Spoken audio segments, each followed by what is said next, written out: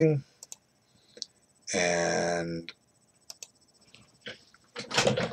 we're going to go over this game. I covered this the other day and the recording didn't come out, so we'll try it again. I don't remember this game. Oh, we got another Smith-Morra. Now here he played it right. This is the declined variation. If you were watching a little earlier, I mentioned Ken Smith wrote some pamphlets around 73. The Smith-Morra gambit accepted, Smith-Morra gambit declined. Queen takes is also a line. But here I think, as I recall, White made a mistake and took here. Just develop something. These choices would be superior. So he just starts falling behind in development here. And so Black definitely needs to work on this opening, and he'll see these videos, and I'm sure he will, and his chess will get better. Okay. So White's accepted an isolated queen pawn. Now there is some pressure on this. We have to be careful here. Let's see. There's some positions where Black can't go win it. Like, let me give you an example. If takes, and bishop here, Black can't do this because he loses his queen. Okay. So let's see what happened. He did break the pin. And then Black just decided to liquidate White's isolated pawn. In other words, you don't have an isolated pawn anymore.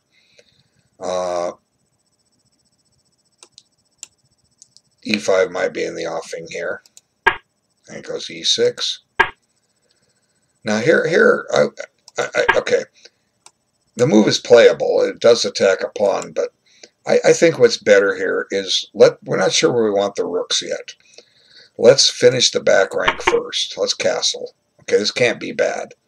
Now let's make some reasonable moves for Black. Okay, let's put this bishop here. Okay, now White needs to develop this bishop. I don't like this square, but let's go there.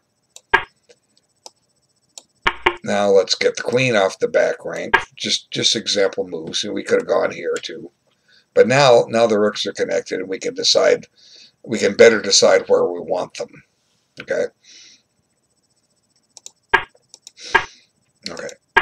So he covers the pawn. He attacks the pawn again. Now here he's taking his time. He's going kind of fast in the other game. Okay. Now he's saying, if you take, I'll at least stop you from castling for a turn. So this is good to jettison this bishop. This plan is fine. I had the bishop going to E3 in the line I played. When I said I didn't like it, the bishop's not all that active. But we got to take care of him. His king needs to castle. And the longer he doesn't castle, the more alarmed White should be. Now we have a small problem, maybe. Like, for instance, this isn't forced, but if you castle, what if Black takes this? If you take back here, you're dropping a pawn. Now, that wasn't forced. But we have to think. We have to make sure that doesn't happen, okay? So, if he takes, we need to do the old Zwischenzug maneuver. Okay, we got to stop and take this and gain a tempo on the queen. Now it's okay, all right? We're safe. But we have to watch for that stuff, because we don't want to just have a hiccup. So he takes here first. Now that is gone, but notice the king has a castle. Time to castle. Okay, so seems, what are you doing, White? Get castled. But he's stopping Black from castling because he keeps attacking things. There you go. Good job. Okay, so one drawback with having this pawn on the square is it's on the color of this bishop. It also weakened this square. If you've seen me, I've covered it 3 times. If you've seen me cover the ending of knight versus bishop, the pawn structure white had, this pawn was on h3, and that eventually caused his defeat. He had to spend a move and it came up, for what it's worth. Okay, now black castled. Now this is inviting disaster because it's weakening the squares around the king, and it's putting another pawn on a light square. See, let's just back up. Okay, as I was saying, let's castle, and I was trying to do something similar to this earlier. Let's improve the position of a rook. Let's just put it here because this file's half open. I mean, you could make an argument for here or here, but we'll just put them there. Okay. Now, what's black going to do? And I say, we don't know. Let's go on this file. Okay, now I'm going to play this move. Now, let's see. We have to be careful. We don't walk into any back rank mate. Let's see. He takes this. And he takes this. And this wasn't forced. Now, there's no back rank trick. We don't want to walk into something like that.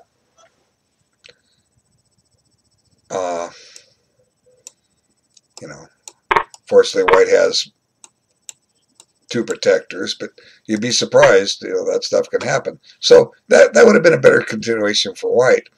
Now here he's voluntarily weakened his position, and you know, we can expect our opponent to retreat his bishop. He's just not going to let it sit there on h5 and let us have it, right? So, you know, look at f4. f4 is a mess. Okay. And black says, okay, I'll take it. Thank you. Now, where's this knight going? You know, white's going backwards with his pieces.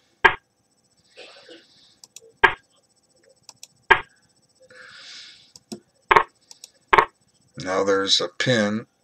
This pawn is defensively pinned, so, you know, maybe black could play this. At least not yet. But, you know, this idea and then planting the knight here, certainly a plan to consider.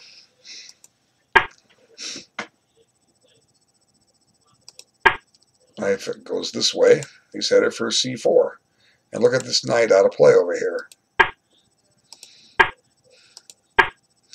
Black is crawling all over c4. And there, he's got a wonderful square for the knight. So, what's happened here? White's rooks are no longer connected. That could be a liability. Black's rooks are connected. So right now we'll say black's rooks are better. We'll call the queens about even.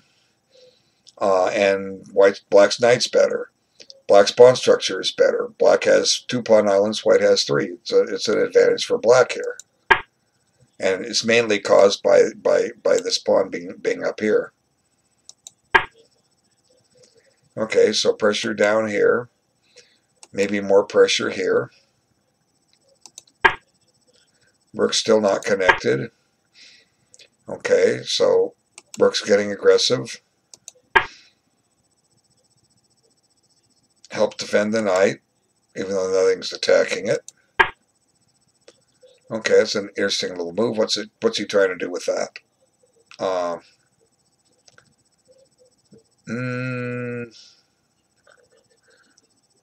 Well, if anything, just watching the back rank, I guess.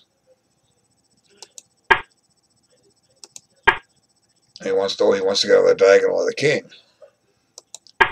Okay, he says no thanks.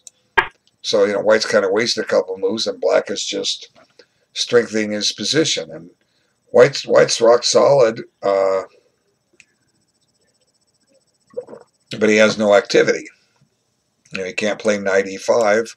Knight takes, rook takes, and you take the rook back and you lose your queen. White might have something with knight d2. He goes this way. Breaks the pin. Now I found a way to get that knight active. And so white traded it. But now, you know, white's pawns are split and the D file is open and black's doubled on it. So, you know, look at white's queen and rooks. What are they doing? They're defending. Look at black's queens or rooks. What are they doing? They're attacking. So, you know, white's maintained maintained a material equilibrium, but its position is starting to go downhill. You know, C3 is isolated. A2 is isolated. There's back rank problems coming. Now he's tripled. And, you know, now this rook is active. It's hitting this. It's hitting this. White's rooks are defensive. He comes back.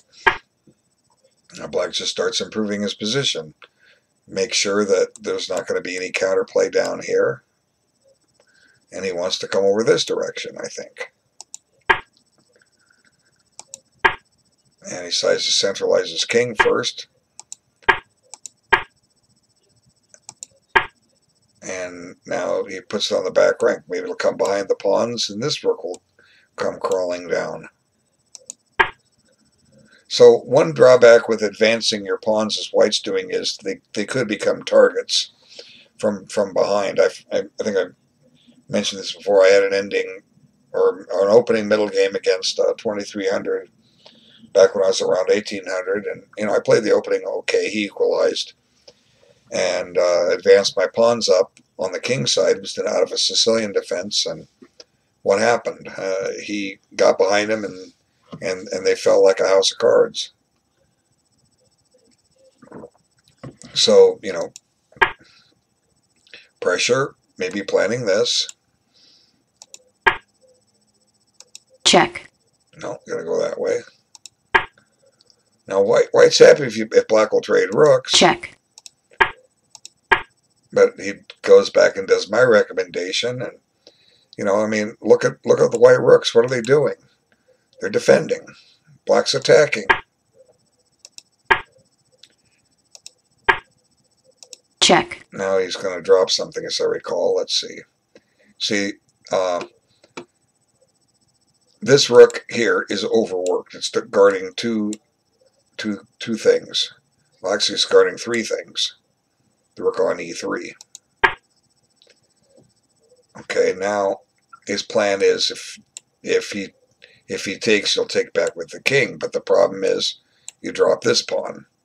What else was there? You know, you come back. If you come back here, well, you can't come back to f1. Okay, that's the other move. But now, like I said, this rook was overloaded. We're going to take this, and you know, check. Black should go on to win this. Although white can fight for a while, try to get his rook active and get it down there where it can do some damage. But white has to concede check. something. So he gets an active king out of it. But now the X-ray, this pawn, or the rooks are defended because they see each other through the white rook on e3. So white's managed to drop two pawns.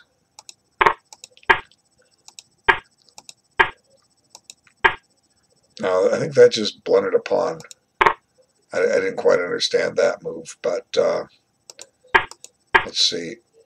Just take.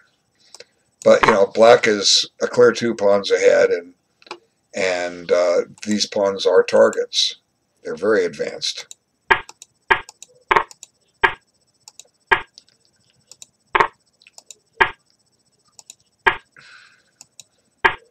So white's not getting too far. But here black got defensive when he didn't have to. Just take this. And, you know, black is 3 pawns ahead with a simple win. So if you're down a pawn in an ending, he's down 2. If you're down a pawn in an ending, you want it to be a rook and pawn ending. Those offer the best drawing chances. And at least white has his rook active.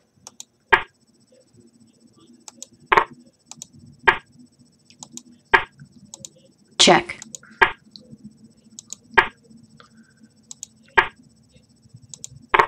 Now black is going to Check. get two passed pawns. Now there are endings where the pawns are over one file and they can be drawn, but this isn't one of them.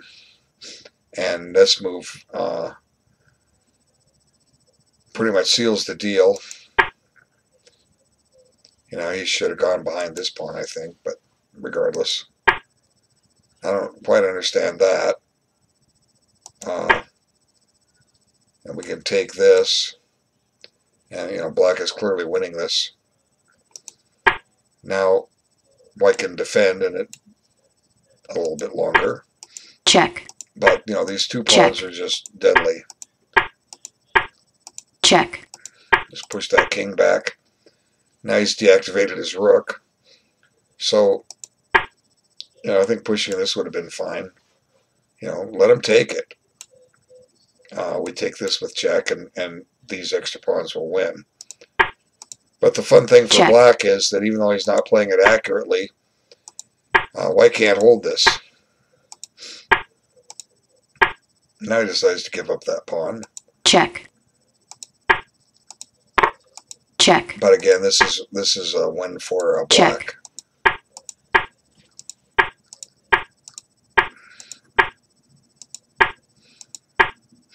Now, white can just waggle his rook, but doesn't matter.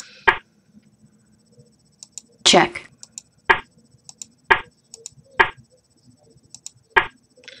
Now that's a blunder. I mean, why give the pawn up? You don't have to. Just push. Well, actually, though, maybe I'm right. Maybe I'm mistaken. Let's see. Check. Check. No, you're going to lose this. Check. You know, black wins. He'll come up here next. Okay. But white needs to take it. It's his last chance. But the black king is too active here. But you can't bring the... Well, no, you can bring the king down now. It's with check. Check. And now the pawn queens, and it's all over. Now, white should be able to pick off that rook, check. And he does. Check. He's just check. Gonna drive that king back and get a fork. There it is. Check. And the rest is routine. Check. Now just check. Drive him to the side of the board and checkmate him. Checkmate. There you have it. That was the game.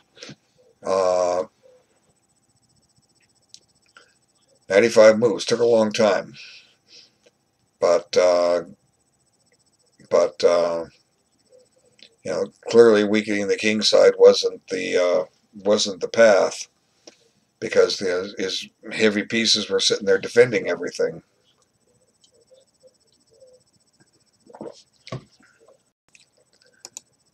Okay, so I'm going to stop this recording.